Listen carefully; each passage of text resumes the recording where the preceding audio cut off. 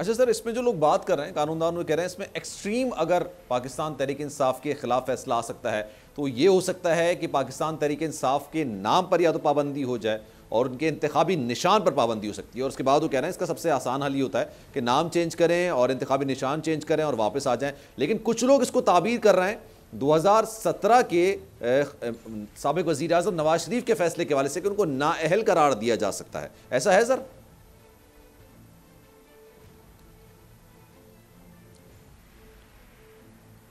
اگر تو ان کے خلاف فیصلہ آتا ہے ڈائریکٹلی ان کی رسپانسبلٹی اور ان کے دستخط ہے اور ان کے زیادہ تر رقوم جو ہیں جو وصول کی گئی ہیں ان پہ ان کی باقاعدگی کے ساتھ اور کوئی ضابطے کے مطابق کسی ضابطے کے مطابق ان کی انوالومنٹ پائی جاتی ہے تو پھر تو عہدیداروں کے خلاف بھی ایکشن ہو سکتا ہے. اچھا. لیکن میاں نواز شریف کے بارے میں تو ایک وہ جرم ہی دوسری قسم کا تھا نا. وہ تو تھا منی لانڈرنگ یا آپ کہہ لیجئے کہ وہ اثاثہ جات والا کیس تھا نا، اوورسیز وہ شیڈو جہاں اکاؤنٹس کا جو آف شور اکاؤنٹس ہوتے ہیں ان کو خفیہ رکھنے کا اور انکم اور ایک ملازمت اقامہ کو ظاہر نہ کرنے کا. تو وہ تو اقامہ بھی ایک اثاثہ ہوتا ہی ہے اور وہ تو ان پہ یہ تھا، ان پہ ذرا مختلف تھا.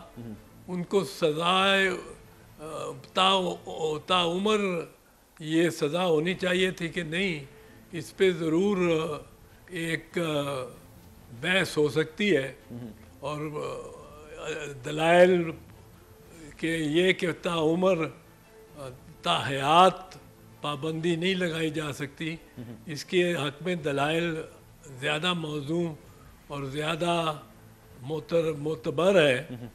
پر وہ یہ معاملہ مختلف ہے، اس طرح کا جرم نہیں ہے. وہ ایک فرد نے اکیلے نے جو کیا ہے جرم، اس کو سزا جو دی ہے سپریم کورٹ نے، اس میں یہ آتا ہے. یہ ایک فرد کی نہیں ہے.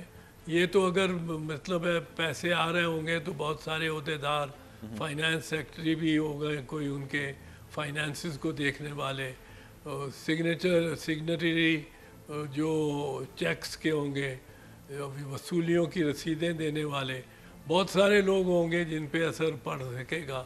لیکن